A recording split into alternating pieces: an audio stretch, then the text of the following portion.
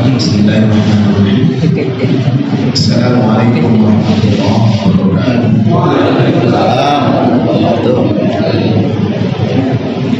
Alhamdulillah alladzi ahyana ba'dama amatana wa ilayhi nusyur. Allahumma bika asbahna wa bika amsayna wa bika nahya wa bika namut wa ilayka nusyur. Asyhadu an la ilaha illallah wa asyhadu anna Muhammadan abduhu wa rasuluh. Allahumma salli wa sallim ala nabiyyina Muhammadin wa ala alihi wa azwajihi wa dhurriyyatihi wa ashabihi ajma'in. Amma ba'd. Qala Allah ta'ala fi kitabihil karim, a'udzu billahi minasy syaithanir rajim. Bismillahirrahmanirrahim. Wa jaa'a rajulun min aqsal madinati yas'a. Qala ya Musa innal mala'a ya'tamiruna bika liyaqtuluk fakhruj inni laka minan nasihin. Sadaqallahul azim. Ketua beserta seluruh jajaran pengurus Masjid Asy-Syakirin, tokoh-tokoh masyarakat, orang tua kita, Pak Imam, Bilal, ibu-ibu, yang besar tak dapat disebutkan gelar, yang kecil pun tak dapat dibawakan nama. Semua saya hormati, lagi saya muliakan. Semoga lah kita semua dimuliakan Allah Subhanahu wa taala. Amin. Alhamdulillah, segala puji hanya milik Allah. Karenanya tak ada tempat kita memuji melainkan hanya kepada Allah. Selawat juga salam Allahumma ya Allah salli wa sallim. Limpahkanlah selawat juga salam ala nabiyyina Muhammadin, pada Nabi kami Muhammad sallallahu alaihi wasallam, wa ala alihi, juga kepada semua keluarganya, wa azwajihi, istri-istrinya, wa dzurriyyatihi, anak cucu cicit serta semua keturunannya, wa ashabihi ajma'in, juga kepada semua sahabat-sahabatnya. Bapak Ibu terhormati Allah, Rasul, para ulama telah menyebutkan agama ini datang untuk memudahkan dan membuat kita menjadi bahagia. Karena itulah Al-Quran ini mudah untuk dapat dipahami siapa saja, orang Islam, bahkan orang yang belum Islam sama sekali dapat membaca, memahami Al-Quran ini secara terbuka.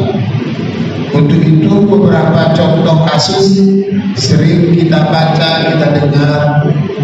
Ada orang non-muslim akhirnya belajar Quran, belajar sendiri, belajar, masuk Islam. Nah, begitu mudah memahami. Bahkan Islam yang akhirnya dipeluk oleh Umar bin Khattab bermula dari membaca bagian Al-Quran. Begitulah mudahnya Al-Quran itu untuk dipahami. Dan Allah telah menyebutkan yuridullahu bikumul yusra wa la yuridu bikumul usra. Allah itu menghendaki kemudahan bagi kita dan Allah tak mau sulit-sulit. Nabi pun berkata yassiru, maka kita mesti selalu memudahkan, karena memudahkan itu bagian dari keinginan Allah SWT. Untuk itu kita harus menjadi orang-orang yang senantiasa memudahkan. Kalau ada yang bisa mudah, mengapa mesti disulit-sulit? Basyiru wa la tunafiru, kasih kabar-kabar yang menggembirakan, yang menyenangkan, jangan menakutkan. Ya kan? Nah, Bapak Ibu Allah berbahagia, berangkat dari kenyataan ini adalah Syekh Izzuddin bin Abdissalam. Beliau ini punya gelar Sultanul Ulama. Jadi Sultanul Ulama ini apa? Dari sekian banyak ulama-ulama yang hidup di masa dia kala itu, maka ulama-ulama itu menyepakati sultannya, komandannya ulama itu Syekh Izzuddin. Itu bukan ulama tingkat RT dunia. Nah, beliau menulis sebuah kitab di antaranya, bahwa di dalam kitab ini beliau menuliskan bagaimana mudahnya memahami Quran.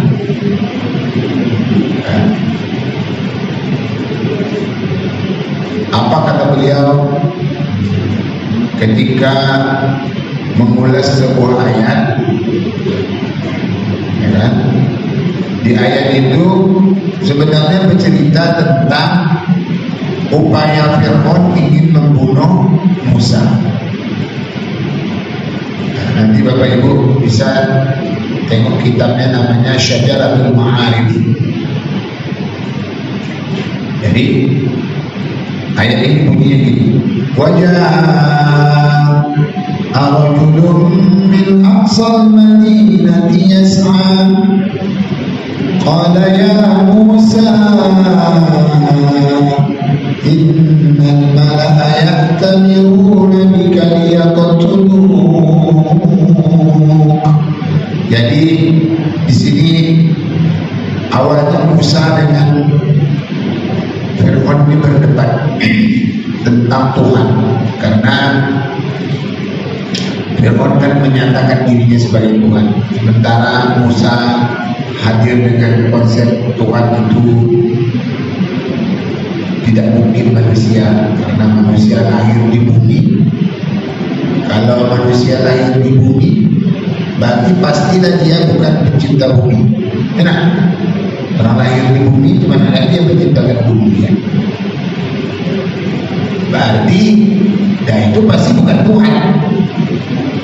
Seharusnya Tuhan itu predikatnya menciptakan, khalaqas samawati wal ardh, menciptakan langit dan bumi, dan dia sendiri lahir di bumi. Pastilah dia bukan pencipta bumi. Berdebat. Walhasil Musa berkata ke Fir'aun, oke lah Fir'aun, kalau engkau ini Tuhan, Rabbukum wa Rabbu abaikumul awwalin. Kalau engkau ini betul Tuhan, kira-kira siapa Tuhan ayahmu dan siapa Tuhan datukmu? Karena ketika kamu itu lahir, tentu datuk nenekmu dah duluan lahir. Di saat datukmu lahir, di saat ayahmu lahir, berarti kamu kan belum ada. Nah, persis berarti datuk dan ayahmu ini tidak punya Tuhan. Tidak punya Tuhan. Tuhan belum ada lagi waktu itu. Logika ini membuat Fir'aun itu menjadi tersudutkan.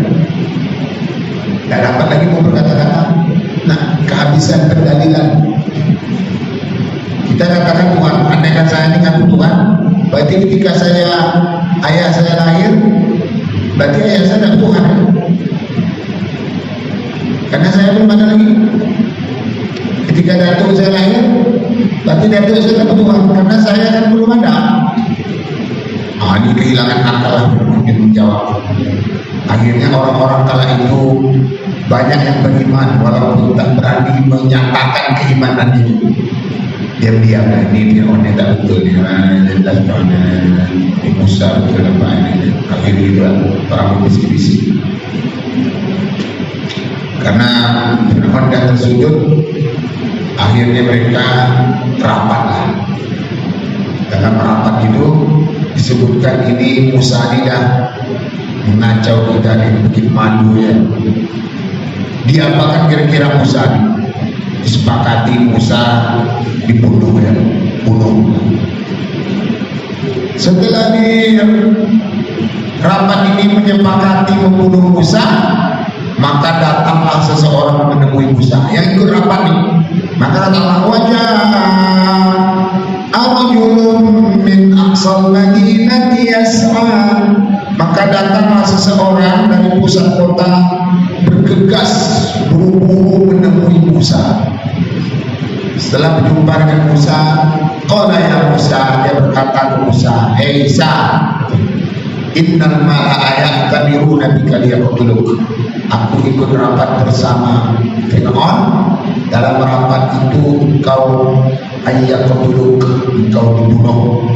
Fakhruj, pergi kau dari kota Mesir ini. Inilah kaminan nasihin. Aku ingin mengingatkan engkau sebelum kau ditangkap oleh Fir'aun. Pergilah.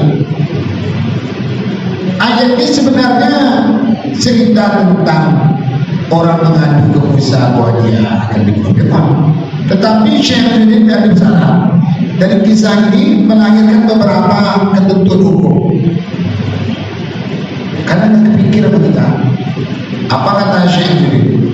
Ayat ini sebenarnya bercerita tentang kalau ada sesuatu yang membahayakan orang atau diri kita sendiri, maka segeralah disampaikan. Kalau kalian amat-amat, berarti kalian menganiaya dia. Nah, itu dihukum. Dan cerita ini hembus hati. Lalu para ulama setelahnya memberikan contoh dari pernyataan Syekh ini. Contoh kayak ini. Adalah orang datang ke bapak atau ibu. Pak, aku pengen masuk Islam, Pak. Ayolah, besok hari Jumat ya, di Syekh kirim. Kita saksikan nanti setelah selesai salat Jumat itu kau mengucap syahadat. Itu tak boleh tuh, Pak. Hari ini Kamis, tunggu Jumat besok. Mati pada alam yang Jumat itu. Berarti mati dalam keadaan jadi harus disegerakan. Maka bahasa Allah tadi Yasna itu bergegas, waktu itu eksekusi. Jadi kalau ada orang yang berkata ke bapak, Pak, awak mau masuk Islam, Pak, gimana Pak? Ikuti aku, langsung cakap pada dia. Ikuti aku. Asyhadu alla ilaha illallah wa asyhadu anna Muhammadan Rasulullah. Dah sah. Itu ya, Pak. Maksudnya Islam ya. Aku dah awak tak bisa memandu, awak belum pernah ya. Pakai pernah lah. Memang ingin kami selalu ingin melakukan sesuatu yang pernah terus. Mana bisa? Bapak-bapak dulu sebelum nikah, ibu tidak pernah nikah belum kan? Bisa aja kan? Jadi tidak bisa harus yang pernah dulu. Kita sering berdalil belum pernah. Meninggallah suami ibu.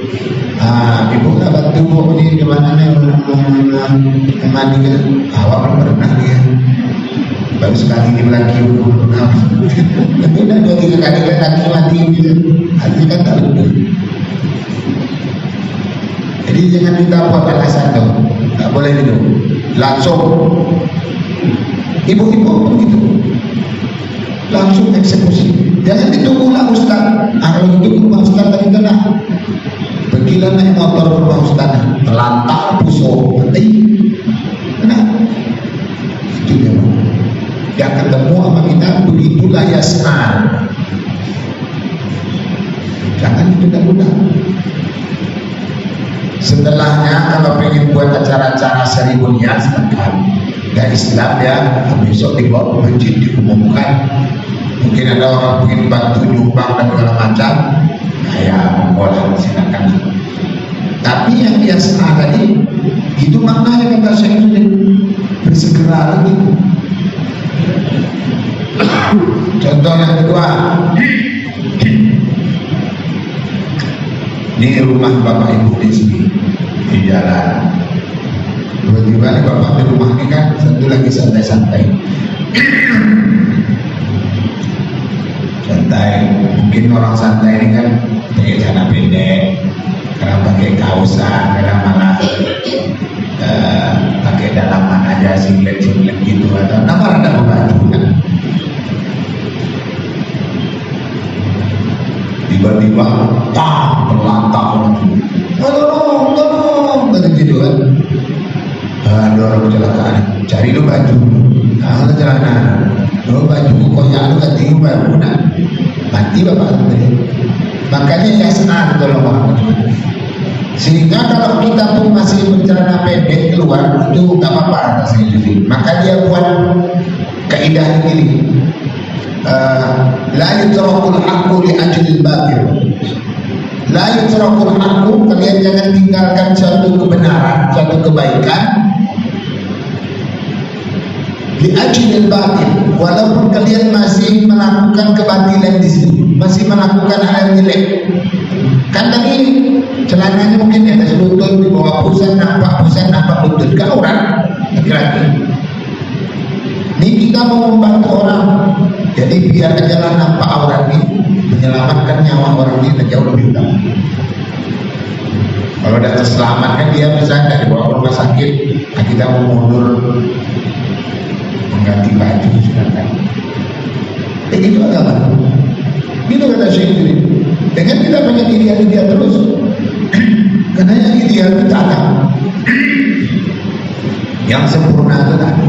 Kita manusia ini takkan ada melakukan sesuatu yang sempurna. Makanya kata Ibnu Athaillah itu, Rabbi, ini sesungguhnya aku ini, kami ini manusia ini, ya, di saat melakukan kebaikan saja masih menyisakan kejelekan, apatah lagi ketika kami melakukan kejelekan ini.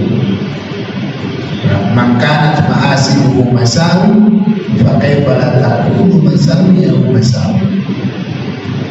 Kita manusia ini tak ada benar 100%. Di saat kita melakukan kebaikan saja, itu kita masih menyisakan kejelekan. Itu kan? Apa contohnya? Kemarin itu saya ngaji di suatu masjid, datanglah jemaah. Di sini tinggal Pak. Nah, hanya sini Pak. Ada di rumah saudara ini. Ngapa itu Pak? Lagi kelahi sama orang rumah. Jadi kelahi sama orang rumah Pak, ya kan? Datanglah ke masjid. Berarti kan di tengah dia mengikuti pengajian itu ada hal yang dia tinggalkan, ya meninggalkan keluarganya karena lagi berkelahi. Itu ada kejelekan di saat yang sama. Saya yang ditakdirkan Tuhan berceramah kemana-mana ini, ya bagus saja menyampaikan kebaikan. Tetapi di saat yang sama jarang berinteraksi dengan istri, jarang ngumpul dengan anak-anak. Ya itu bagian kelemahannya. Di saat kita melakukan suatu kebaikan, di saat yang sama ada kejelekannya juga. Kayak gitulah hidupnya. Ada orang membangun karir, jadi gubernur, jadi menteri, pasti waktunya terkuras untuk itu. Istrinya minta ini dan minta itu, dia ada terjadwal harus kesini, harus kesini. Maaf ya Pak, besok kita ganti waktunya. Baik gitu. Makanya begitu lebih enak punya suami yang biasa-biasa saja ketimbang jadi pejabat. Habis waktunya untuk orang, lalu untuk ibu. Nah, bersyukurlah ibu-ibu yang punya suami yang banyak waktunya untuk ibu. Nah, begitu. Nah, Bapak Ibu Allah berbahagia.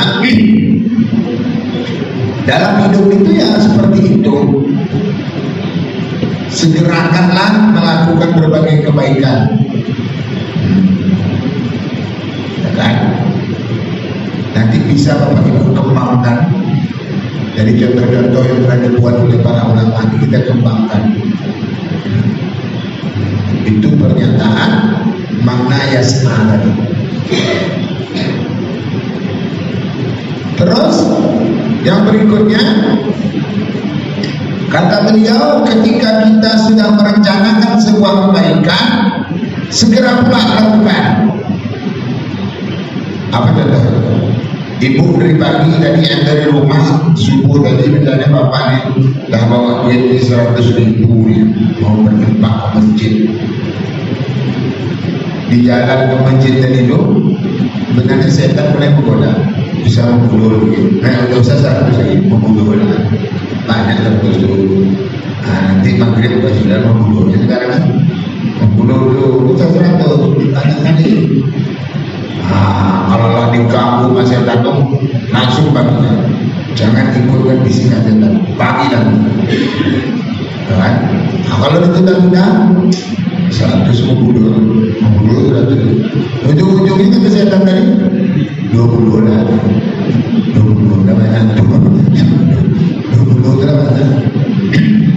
kita tunda lagi 10 lah 10 nih bisa 10 hari nih 10.000 sehari 10.000 sehari ujung-ujung tak jadi itu ya kan? Pernah tak Bapak Ibu merasakan itu? Berarti kita didatangi oleh setan yang sama ya? Ya kayak gitu. Dan itu ternyata ada riwayat dari Nabi suatu waktu selesai sholat tiba-tiba Nabi ini langsung pulang. Rumah Nabi kan dekat kan dengan Madinah. Lalu pulang, sahabat tinggal. Biasa Nabi kan zikir dulu tuh, baru berinteraksi dengan sahabat-sahabatnya. Langsung pulang. Baru apa saat kemudian baru Nabi balik lagi ke masjid. Bertanyalah sahabat tadi, kok buru-buru tadi Rasul keluar kemana? Kata Rasul, aku diberi hadiah kepingan emas dan aku dah berencana untuk membagikannya ke seseorang, tapi lupa. Maka supaya setan ini resek mengganggu aku terus, rupanya Nabi itu diganggu juga setan. Maka aku ambil cepat, aku bagikan semua. Jadi kita kalau dapat niat ingin menolong, membantu, melakukan berbagai kebaikan, gas tentu, jangan ditunggu dulu. Besok ada Karayu, begitu jalan-jalan ke SKA, banyak nampak habis duit jadi bagi. Ini makna yas'a. Jadi panjang cerita yas'a ini ternyata. Padahal ayatnya tadi cuma cerita tentang Fir'aun ingin membunuh Musa. Tapi akibat hukum yang lahir dari ayat ini luar biasa oleh Syekh Yazudin bin Abdullah.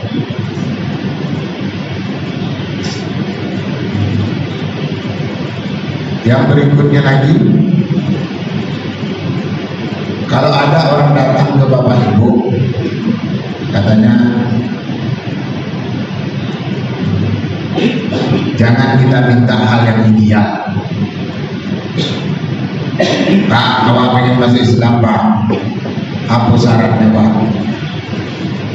Kalau masuk Islam baik kau nanti kau seminggu sebulan keluar kalau besar lagi. Ya tidak gitu, tidak perlu itu. Kalau dia tadi katanya pengen masuk Islam masuk aja. Tidak usah. Apa syaratnya masuk Islam Pak? Banyak syaratnya. Pertama sunat. Sunat dan dulu kita tahu. Kawan itu sunat betul atau takut? Kesunat itu apa? Potong. Apa yang potong? Mak kawan kan? Awak itu langkah masih satu ni bah, tak ada lain kebun kawin tak ada, buku tak ada, rumah kita tak ada, kerja seperabutan. Itulah kan awak antara kemana-mana. Tak ada lain itu bah. Jadi cerita bersunat itu nanti. Karena konsep Islam itu yang pertama itu dakwah dulu, mengajak, membawa. Hukum itu nanti setelahnya. Jangan kita menghukum duluan, dakwahnya belum sampai, hukum dah duluan. Itu keliru. Sebab itu di awal-awal Islam itu, ketika sahabat-sahabat ini dah banyak yang masuk Islam, di antara mereka masih mabuk, masih munah. Nabi biarkan dulu. Karena ini belum saatnya memberikan hukuman. Sama dengan orang-orang yang tadi baru masuk Islam itu, jangan kita berikan hukuman di depan, masuk dulu. Jadi secara perlahan, insya Allah akan semakin sempurna. Ini Bapak Ibu ini dulu awal-awal baru mau ke masjid, itu sebenarnya ibadahnya juga belum sempurna. Sepanjang waktu yang berjalan ini berhari-hari kita terus semakin membaik, semakin membaik. Kayak gitu. Ya. Bapak Ibu yang dirahmati Allah, suatu waktu datanglah seseorang kepada Rasulullah SAW. Katanya, ya Rasulullah, aku pengen masuk Islam. Kata Nabi, kan kok tak, udahlah masuk Islam. Pada atau boleh masuk Arab.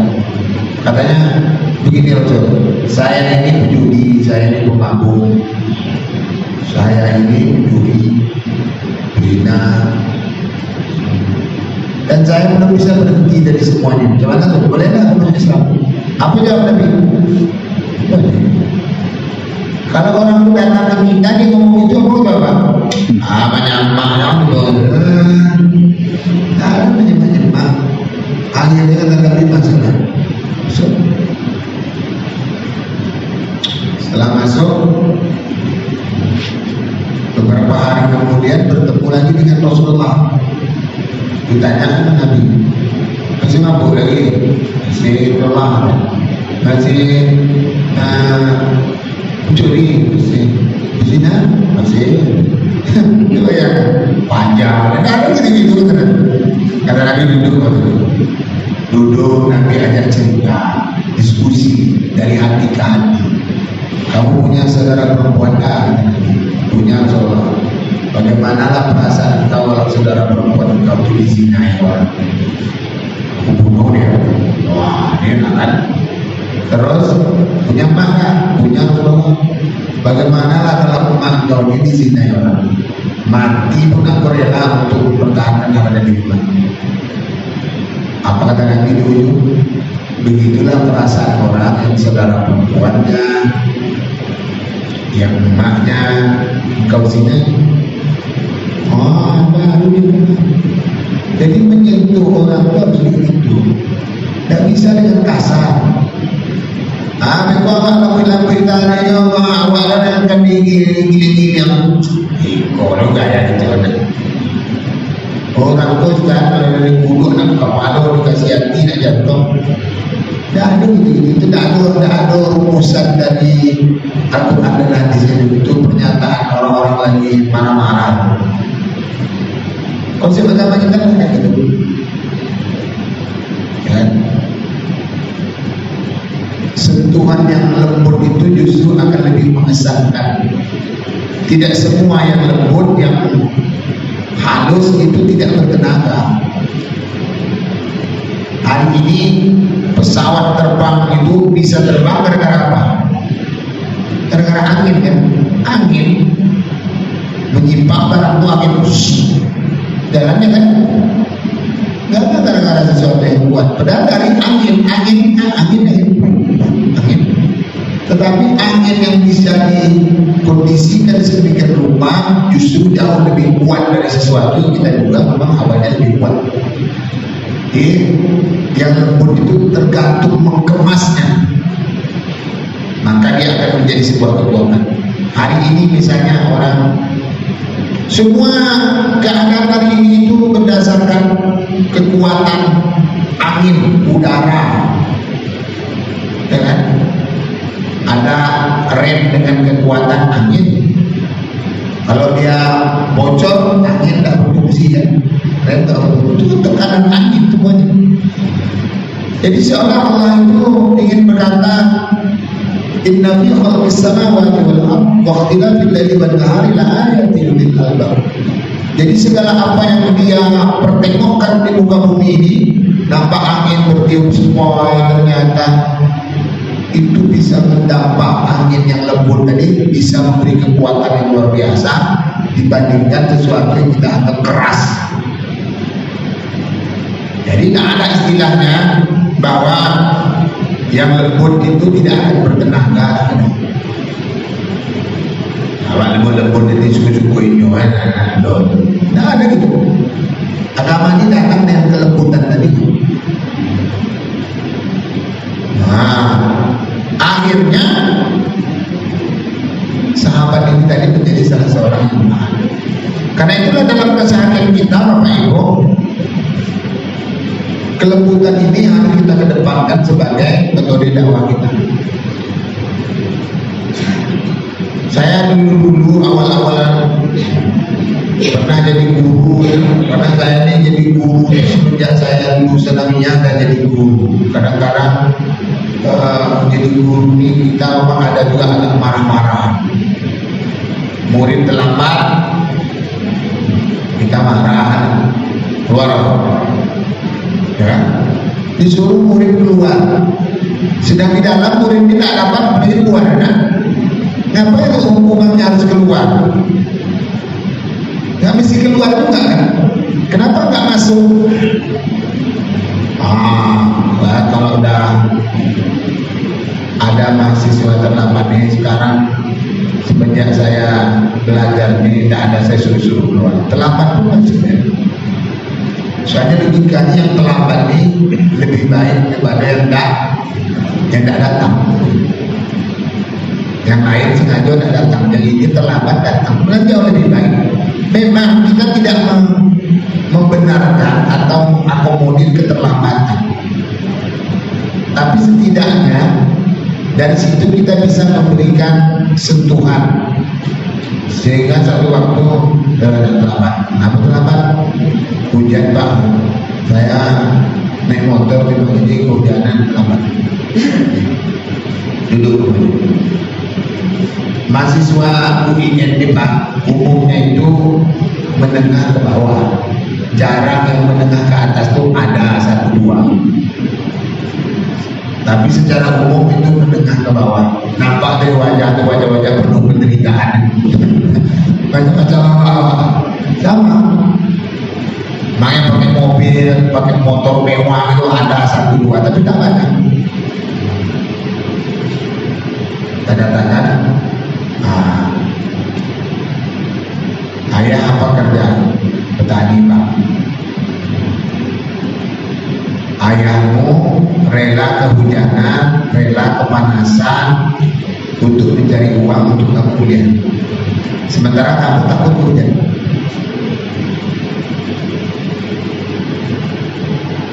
Aduh, ada yang menangis dalam orang. Nah, kita kan butuh orang-orang yang disadarkan. Kadang dia lupa. Kita ini nggak usah merasa hebat. Kita ini kalau lupa mungkin pernah dengar ini, pernah ini. Ya kita ini dipertemukan dengan orang-orang yang baik, gitu. Dipertemukan dengan orang-orang yang hatinya suka membantu, sehingga kita terinspirasi untuk baik, terinspirasi untuk membantu. Ya kayak gitu. Hidup itu gitu. Saya bercerita dulu ketika kos tatkala aliyah SMA, ketemu sama kawan yang paling rajin, membaca terus rajin, paling rajin. Sedang makannya membaca kan, makan. Awalnya malu udah ikut membaca, ini kawan apa? Kawan saya sekali. Semenjak itulah saya rajin belajar. Sebelumnya tidak ada belajar. Takdir kan dapat juara itu takdir karena orang pokok berapa itu aja sudah. Bukan karena cerita. Tapi akhirnya ketemu sama kawan ini terinspirasi untuk membaca. Saya dipertemukan dengan orang seperti ini gara-gara hebat saya atau takdir sebenarnya? Takdir. Teman saya itu sekarang jadi kepala sekolah di daerah hidupnya. Orang paling rajin. Itu yang menginspirasi saya untuk belajar pulang ketika sekolah. Ada orang-orang yang kadang memang dipertemukan dengan orang yang pakar-pakar yang tentu tidak menginspirasi. Makanya anak-anak tadi kalau dia terlambat keluar. Saya bilang keluar. Terlambat keluar. Jadi tidak ada edukasi di situ. Akhirnya dia pun menjadi orang yang jadi juga tadi. Sempat dia jadi guru. Dosen itu jam 7. Begitu. Jadi kita mewariskan kejelekan kepada orang. Kalau kita gunakan metode yang disebut oleh Nabi tadi, Nabi itu mengajak, merangkul, mengedukasi, kemudian mencerahkan dan mencerdaskan. Itu seyogianya menjalankan keseharian ini. Bapak Ibu apa berbahagia,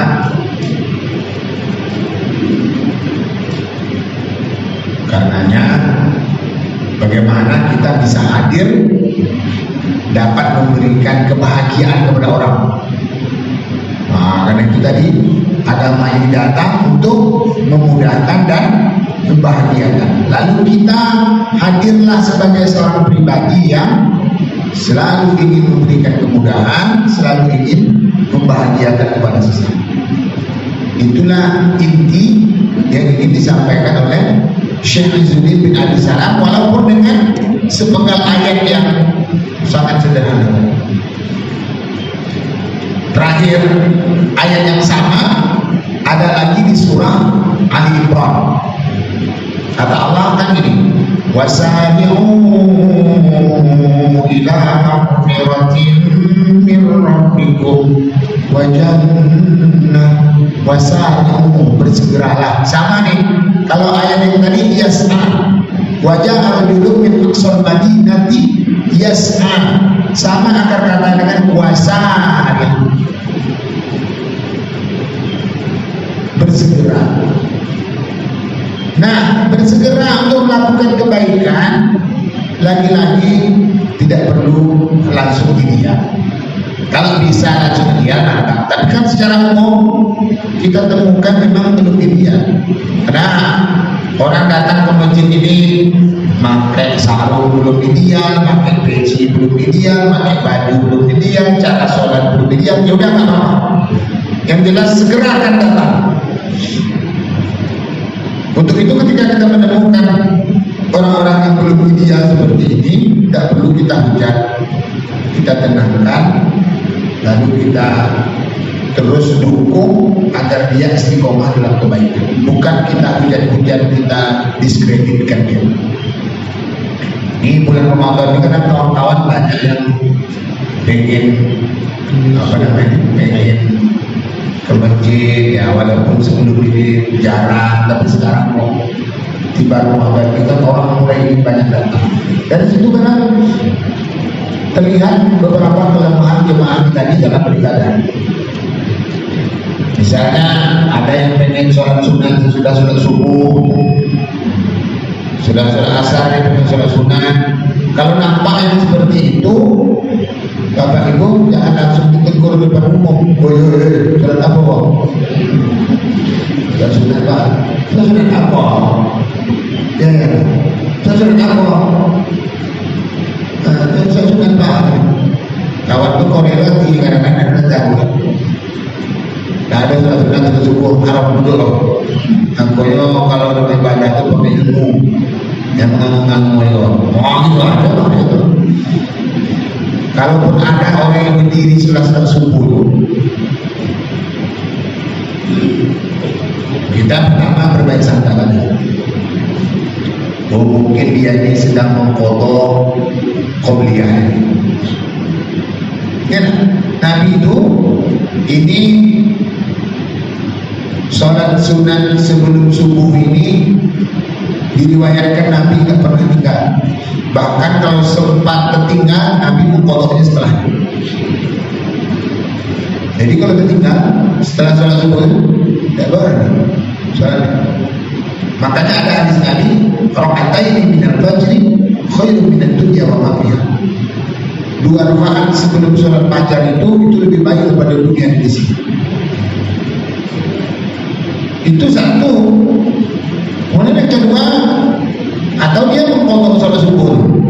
Jadi karena ada dalam fikih Syafi'i, orang boleh mempotong sholatnya. Sholat yang dia tinggal dulu itu boleh dipotong. Ini walaupun ulama tidak sependapat. Tapi kita dalam fikih Syafi'iyah gitu, mengkodok sholat itu bolehnya cuma sekali di waktu sholat. Bapak mungkin dari umur balik dulu sampai menikah tidak pernah sholat. Kan biasanya orang jadi bayi itu kan setelah nikah. Berapa lah umur tuh balik? Umur 10 tahun, menikah umur 25 tahun. Berapa tahun? 15 tahun kan? Tertinggallah selama 15 tahun itu sholat subuh, sholat zuhur, sholat maghrib, sholat isya. Makan itu lah. Jadi kata para ulama Syafi'iyah boleh itu dikodok, tapi mengkodoknya itu caranya tak boleh langsung dari pagi sampai sore sholat zuhur, itu bisa. Cara mengkodoknya itu katanya datang zuhur, sholat zuhur kita buat ganti sekali. Tidak bisa 2 kali, bisa dirapi banyak sekali. Nanti asar kodoklah sekali waktu asar. Maghrib itu terus. Nah, kata adalah kawan kita yang sedang mengkodok dalam subuh agaknya benar ketika atau yang ketiga kita berbaik sangka dia ini mungkin belum ada itu, biar aja dulu. Jadi Bapak Ibu, orang kalau ingin bersegera melakukan kebaikan itu ya tidak mesti harus ideal dulu. Kurang-kurang sedikit itu ya dimaklumi dan dimaklumi. Insya Allah dengan proses perjalanan waktu itu akan terus membaik. Nah, seperti itu di antara makna Syekh Izzuddin memberikan gambaran kepada kita jangan pernah berintikat untuk melakukan sesuatu secara ideal.